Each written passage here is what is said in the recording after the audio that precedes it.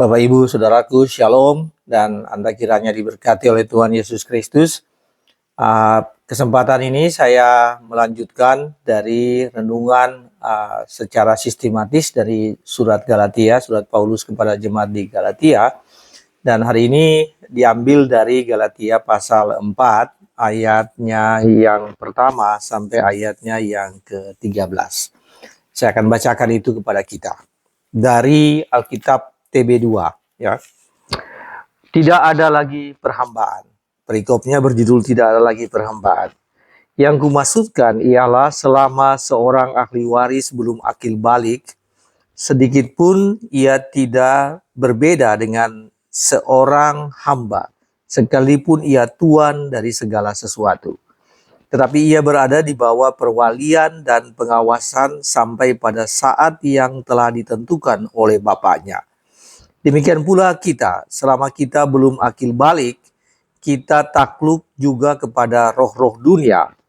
Namun setelah genap waktunya, Allah mengutus anaknya yang lahir dari seorang perempuan dan takluk sebagai hukum Taurat.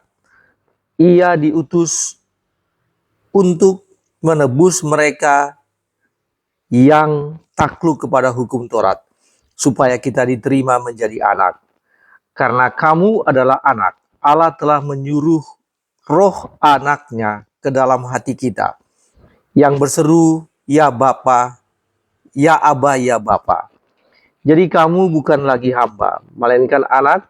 Jikalau kamu anak, kamu juga ahli waris oleh perbuatan Allah. Dahulu ketika kamu tidak mengenal Allah, kamu menghamba pada ilah-ilah yang pada hakikatnya bukan Allah. Namun sekarang sesudah kamu mengenal Allah, atau lebih tepat lagi sesudah kamu dikenal Allah, mengapa sekarang kamu berbalik lagi kepada roh-roh dunia yang lemah dan miskin, dan mau menghamba lagi kepadanya? Kamu dengan teliti memelihara hari-hari tertentu, bulan-bulan, masa-masa yang tetap, dan tahun-tahun. Aku khawatir kalau susah payahku untuk kamu telah sia-sia. Bapak Ibu, demikianlah pembacaan Alkitab dari Galatia pasal 1 ayat 13. Nah, saudaraku, saya memberi judul dari renungan hari ini adalah hak dan tanggung jawab ahli waris kerajaan Allah. Jadi ada hak dan juga ada tanggung jawab. Kepada jemaat di Galatia, Paulus mengatakan kamu adalah ahli waris kerajaan Allah karena kamu telah diangkat sebagai anak-anak Allah. Jadi karena proses adopsi melalui penyelamatan darah Tuhan Yesus Kristus, penyaliban Tuhan Yesus Kristus untuk mengampuni dosa-dosa Anda, maka Anda telah menjadi anak-anak Allah. Itu yang disampaikan oleh Paulus kepada jemaat di Galatia, dan juga bagi Anda semua, bagi kita semua. Kita juga adalah anak-anak Allah. Itu dijelaskan di dalam pasal 3 ayat 26, Galatia pasal 3 ayat 26 hingga 29. Saudaraku, dari bacaan kita tadi ayat 4 di pasal 4 ayat 1 sampai 13 ini, Paulus juga memulainya dengan menyampaikan hal yang sama, yaitu bahwa kamu adalah ahli waris. Kamu adalah anak-anak yang telah diadopsi oleh Tuhan, dan oleh karena itu kamu adalah ahli waris kerajaan Bapa. Ya, Paulus menyampaikan di dalam ayat 5, Paulus menekankan hal itu, yang berbunyi demikian. Ia, ini Tuhan Yesus, diutus untuk menebus mereka yang takluk kepada hukum Taurat. Jadi mereka yang sebelumnya berada dalam kuasa dan kuasa hukum Taurat, ya, mereka dibebaskan. Ia diutus untuk menebus mereka yang takluk kepada hukum Taurat supaya kita diterima menjadi anak. Jadi mereka yang menerima penebusan itu, mereka diadopsi menjadi anak. Anda yang menerima penebusan itu, Anda diadopsi sebagai anak-anak Allah. Dan karena diadopsi sebagai anak-anak Allah, maka Anda adalah ahli waris kerajaan Allah, ahli waris dari kerajaan Bapa. Nah, saudara sekalian, pada ayat 6 sampai ayat 11 yang kita baca tadi menjelaskan tentang hak dan tanggung jawab dari ahli waris itu. Dan ahli waris memang memiliki hak, ya, tapi juga ada tanggung jawab yang harus dilakukan oleh ahli waris. Nah, bagi Anda, bagi kita semua, kita juga mempunyai hak dan kita juga memiliki tanggung jawab. Mari kita lihat ada 2 poin penting ini. Yang pertama, apa yang disebut dengan hak. Hak sebagai anak-anak Allah, ya, hak sebagai anak-anak yang diadopsi atau anak-anak yang diangkat oleh Tuhan. Kita bisa lihat di dalam ayat-ayat yang tadi kita bacakan. Yang pertama di dalam ayat yang kedua, ya, ayat kedua dikatakan begini, tetapi ia berada di bawah perwalian dan pengawasan sampai pada saat yang telah ditentukan oleh Bapaknya. Jadi ayat ini mengatakan begini, bagi mereka yang sudah menjadi anak-anak Allah atau yang sudah menjadi diadopsi oleh oleh Allah sebagai anak-anak Allah, mereka tidak lagi di bawah perwalian dan pengawasan oleh kuasa-kuasa kegelapan, oleh kuasa-kuasa yang berada di dunia ini. Tapi mereka berada di bawah perwalian. Ya, ini semacam trustee, ya, betul-betul di bawah pengawasan oleh Tuhan Allah, ya, tentu saja melalui putra tunggalnya Tuhan Yesus Kristus. Di dalam ayat 4, pasal 4 ayat 2 ini dikatakan bahwa tidak di bawah pengawasan, ya, pengawasan sampai pada saat yang telah ditentukan oleh Bapaknya. Jadi maksudnya di sini memang keselamatan yang ditentukan oleh Tuhan, yaitu melalui kedatangan Tuhan Yesus Kristus. Jadi kita tidak lagi di bawah pengawasan dan perwalian dari kuasa-kuasa dunia ini, dari hukum-hukum yang seolah-olah memberikan keselamatan, tapi tidak memberikan keselamatan. Ayat pasal 4 ayat 3 mengatakan bahwa tidak lagi di bawah pengaruh dari roh-roh dunia. Ya, ini yang disebut dengan roh-roh dunia ini adalah basic principle of the world, ya. Jadi basic principles itu yang mengatakan bahwa dunia ini terjadi begitu saja, ya. Dunia ini tidak berada dalam tangan kuasa Tuhan, dan bahwa dunia ini bukan diciptakan, alam semesta ini terjadi secara kebetulan, bukan diciptakan oleh Tuhan, Allah yang Maha Kuasa, pencipta alam semesta ini. Dan kemudian karena itu dunia ini mempunyai kuasa yang mengatur dunia ini. Dan roh-roh kejahatan atau roh-roh dunia ini yang menjadi basic, yang menjadi basis dalam prinsip-prinsip kehidupan. Dan kemudian dikatakan di dalam pasal ayat 3 ini, pasal 4 ayat 3, bahwa mereka yang anak-anak Allah, mereka tidak dibawa pengaruh dari roh-roh dunia ini, diatur oleh roh-roh dunia ini. Dan mereka yang tidak percaya kepada roh-roh dunia ini yang seolah-olah menawarkan kehidupan dan keselamatan. Saudara, di dalam pasal 6 ayat 6, pasal 4 ayat 6 dikatakan bahwa Roh Allah tinggal di dalam hati setiap anak-anaknya. Jadi anak-anak Allah, anak-anak Tuhan yang sudah diadopsi ini, Roh Allah tinggal di dalam hatinya. Ayat 6 mengatakan, pasal 4 ayat 6 mengatakan, karena kamu adalah anak, Allah telah mengaruniakan roh anaknya ke dalam hati kita. Allah mengaruniakan roh kudus, roh anaknya di dalam hati kita. Kemudian yang berseru, ya Bapa, ya Abah, ya Bapa. Nah, saudara-saudara sekalian, kamu berseru, kamu memanggil, haknya yaitu kamu bisa memanggil atau menyapa Allah sebagai Abah atau Allah sebagai Bapa. Kamu sekarang punya Bapa yang kekal. Ya, di dalam Yesaya pasal 9 ayat 5 dikatakan bahwa Tuhan Yesus, ya, Tuhan Yesus Kristus yang datang ke dunia ini adalah Raja Damai, Bapa yang kekal, Allah yang perkasa, ya, dan penasehat ajaib. Itu di dalam Yesaya pasal 9 ayat 5. Jadi Yesus adalah Bapa yang kekal, ya. Dan sekarang kamu bisa memanggil Bapa. Nah, Bapak Ibu saudara-saudara sekalian, ya Abah, ya roh yang tinggal di dalam hati kita ini berseru, ya Abah, ya Bapa. Abah, ya, itu adalah menunjukkan personal relation, ya, sapaan yang menunjukkan personal relation. Ya, di dalam bahasa Aram, kata Abah atau frasa Abah itu adalah yang disebut dengan earthly father atau bapa di dunia ini. Dan ketika Anda memanggil Allah Anda, Juru Selamat Anda, Tuhan Anda sebagai Aba, itu menunjukkan kedekatan, ya, personal relation, kedekatan.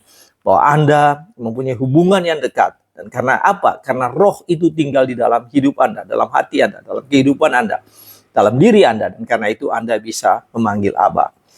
Bapak Ibu Saudara-saudaraku, ketika Musa menyampaikan nyanyian pujian kepada Tuhan, itu di dalam Ulangan 32 ayat 6, ya, Musa menulis pujian kepada Tuhan atau membawakan nyanyian pujian kepada Tuhan. Musa mengatakan Allah adalah Bapamu. Ya, ini dia sampaikan juga, pujian itu disampaikan bersama-sama dengan Israel. Dia katakan Allah adalah Bapamu yang menciptakan engkau dan meneguhkan engkau.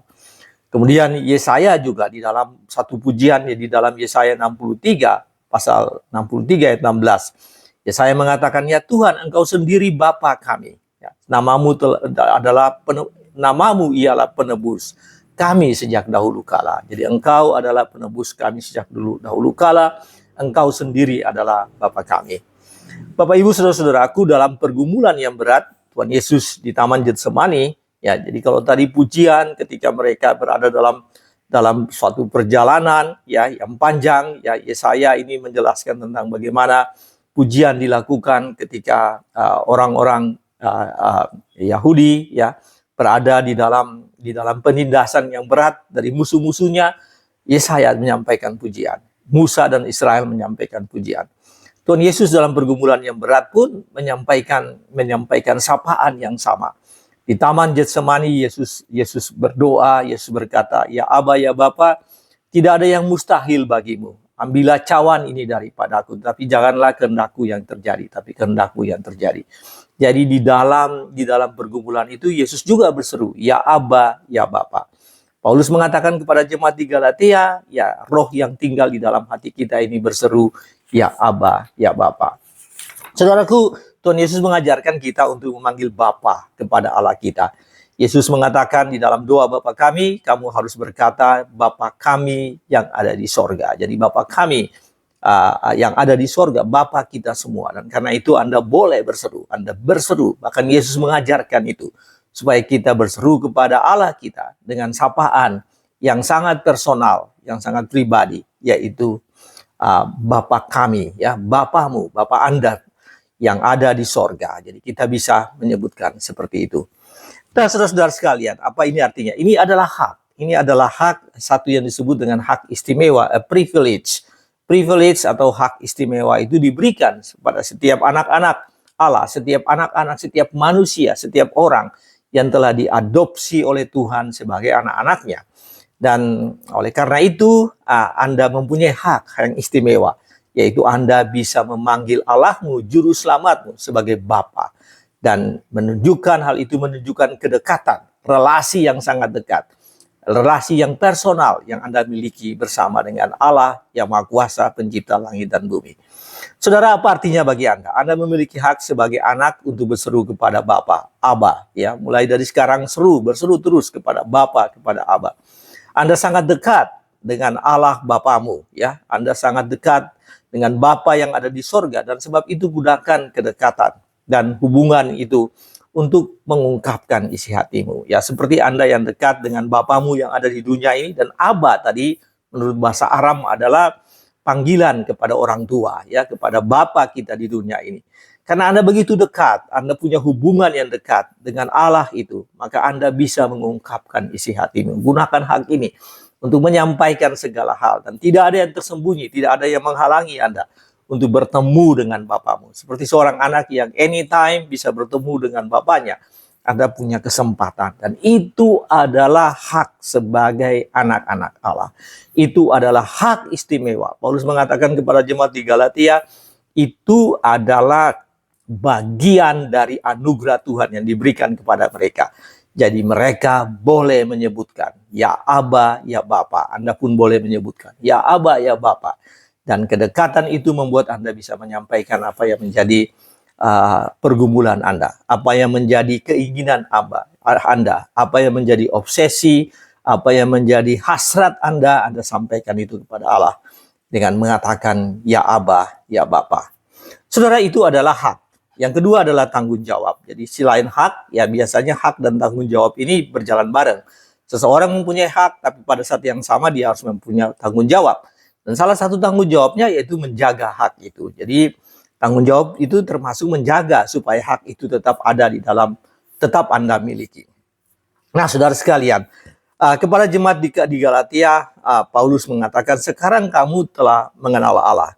Bahkan kamu dikenal oleh Allah. Jadi Paulus menggunakan itu, frasa itu di dalam ayat 9 ya. Ayat 9 mengatakan begini, namun sekarang sesudah kamu mengenal Allah, ya setelah kamu percaya kepada Tuhan, setelah kamu diadopsi oleh Tuhan sebagai anak-anaknya, setelah kamu mengenal Allah, atau lebih tepat lagi, sesudah kamu dikenal Allah. Jadi ini, frasa ini menekankan tentang bagaimana kepasifan. Jadi kita ini yang memang kalau kita kenal Allah, seolah-olah kita ini lebih aktif, tetapi ketika dikatakan sesudah kamu dikenal Allah, jadi Allah yang lebih aktif. Ya, Allah mempunyai inisiatif untuk datang dan kemudian mengenal kamu, ya. Dan kamu dikenal oleh Allah. Jadi setelah itu, setelah kamu mengenal Allah, ini apa artinya mengenal Allah? Artinya mengaku dan menghargai dan percaya kepada Allah. Setelah kamu mengenal Allah, maka kamu punya tanggung jawab. Nah, di dalam ayat 9 dikatakan begini, sesudah kamu dikenal Allah, mengapa sekarang kamu berbalik lagi? Saudara, ini pertanyaan Paulus. Mengapa sekarang kamu berbalik lagi kepada roh-roh dunia yang lemah dan miskin, dan mau mulai menghamba lagi kepadanya? Jadi Paulus katakan, kamu punya tanggung jawab. Kamu punya tanggung jawab setelah kamu mengenal Allah. Mengapa kamu berbalik? Berbalik dari Allah dan mulai hidup lagi sesuai dengan kehidupanmu yang lama. Percaya kepada hal-hal yang dulunya kamu percaya. Menghambakan dirimu kepada hal-hal yang dulunya kamu bergantung. Jadi kepercayaan lamamu, kenapa kamu kembali lagi kepada kepercayaan lamamu? Saudara, pertanyaan Paulus ini atau kekhawatiran Paulus ini adalah menunjukkan kesetiaan, ya, bahwa tanggung jawab itu adalah setia, tidak berbalik dari percaya kepada Allah dan percaya lagi, berbalik untuk percaya lagi, berbalik lagi kepada roh-roh dunia yang lemah dan miskin ini. Paulus menyampaikan seperti itu di dalam pasal 4 ayat 9. Saudara, dalam ayatnya yang ke-10, ketidaksetiaan dari orang-orang di Galatia itu, gejala ketidaksetiaan, gejala fenomena ketidaksetiaan orang-orang di Galatia itu disampaikan dengan jelas oleh Paulus. Dikatakan begini, kamu dengan teliti memelihara hari-hari tertentu, bulan-bulan, masa-masa yang tetap dan tahun-tahun. Jadi apa yang terjadi dengan jemaat di Galatia ini, yaitu ketika mereka paham betul, mereka tahu bahwa memang keselamatan dan kesetiaan kepada Tuhan itu memang harus dijaga oleh mereka. Tapi kemudian mereka digoda dengan ajaran-ajaran yang ada di sekitar mereka, yaitu mereka percaya kepada hari-hari tertentu, ya. Jadi ibadah mereka lakukan, sebagai orang-orang Kristen mereka lakukan ibadah, ya. Tetapi ditambahi dengan hal-hal yang lain. Dan hal-hal yang lain itu yaitu mereka percaya kepada hari-hari tertentu. Hari yang malang, hari yang baik, hari yang tidak baik dalam kehidupan mereka. Dan itu merupakan faktor-faktor eksternal. Sebetulnya ini yang disebut dengan kuasa-kuasa roh-roh dunia yang lemah dan miskin yang berusaha mempengaruhi mereka. Sehingga mereka percaya kepada hari-hari tertentu. Mereka percaya kepada tahun-tahun tertentu. Mereka percaya kepada bulan-bulan tertentu dan masa-masa tertentu. Jadi yang tadi, malang, untung, rugi. Mereka percaya kepada apa yang disebut dengan laki, kebetulan, ya, aspek-aspek yang terjadi dalam kehidupan mereka ini adalah tergantung dari hari, tergantung dari masa. Jadi kalau sesuatu terjadi dengan diri mereka, itu mereka katakan karena ini adalah hari tertentu. Atau mereka lebih menggantungkan diri melakukan sesuatu pada hari dan bulan dan tahun tertentu, karena itu menurut mereka yang akan mendatangkan kebaikan bagi mereka. Saudara, ini yang disebut di dalam iman Kristen yang disebut dengan sinkritisme. Apa itu sinkritisme? Sinkritisme adalah penggabungan dari paham yang berbeda, bahkan paham yang kadang-kadang disebutkan paham yang paralel, tapi lebih pas lagi paham yang berbeda. Jadi yang bertolak belakang dua paham seperti iman Kristen dan tadi percaya kepada hari-hari tertentu, bulan-bulan tertentu yang menentukan kehidupan kita. Ya, percaya kepada arah-arah tertentu. Jadi kalau membangun rumah itu harus menghadap kemana, ya kalau yang ke tempat lain berarti tidak. Bahwa dia kalau berada di lokasi tertentu maka akan mendatangkan berkat, kalau tidak maka berkat akan datang, berkat akan pergi lagi. Kalau dilakukan pada hari-hari tertentu maka hari itu akan mendatangkan kebaikan dan seterusnya. Nah, ini yang disebut dengan sinkritisme karena percaya kepada karena tindakan di mana kita tidak bergantung secara total kepada Tuhan. Tapi yang dilakukan adalah percaya kepada hal-hal lain dan membumbuhi iman Galatia ini. Mereka menambahkan iman mereka dengan praktek-praktek sinkritisme tadi. Jadi sinkritisme adalah menomorduakan atau menyampingkan tempat Allah yang paling utama dalam dirimu, ya. Kemudian percaya kepada hal-hal yang lain. Dan sinkritisme itu terjadi sekarang ini di banyak hal di dunia ini. Saudara sekalian, kalau Anda perhatikan apa yang disebut dengan ajaran Kristen yang ditambahi dengan berbagai hal terjadi di dunia ini. Banyak hal yang terjadi di dunia ini. Ya, seperti orang-orang Israel, ya orang-orang Yahudi yang tidak setia kepada Tuhan. Karena selain bergantung kepada Tuhan juga bergantung kepada hal-hal yang lain. Demikian pula ya di tengah-tengah kehidupan di dunia ini banyak orang juga yang melakukan hal yang sama, atau kita atau Anda melakukan hal yang sama, yaitu tidak totally sepenuh hati ya kehidupan ini bergantung kepada Tuhan, kepada Yesus Kristus sebagai juru selamat, tapi juga melakukan hal-hal yang lain yang merupakan bumbu yang kadang-kadang sangat pedas yang menggantikan hal yang utama di dalam kehidupan, dan itu yang disebut dengan sinkritisme. Saudaraku, ketika kita berada di tengah-tengah dunia ini, ya, John Stott di dalam satu statementnya, satu ajarannya, dia mengatakan kita harus berada di tengah-tengah dunia ini. Tapi bukan berarti kita menjadi sinkritisme, ya. Kita mengambil prinsip-prinsip yang ada dalam dunia ini untuk menjadi bagian dari iman kita, ya. Menambahkan itu kepada iman kita, ya.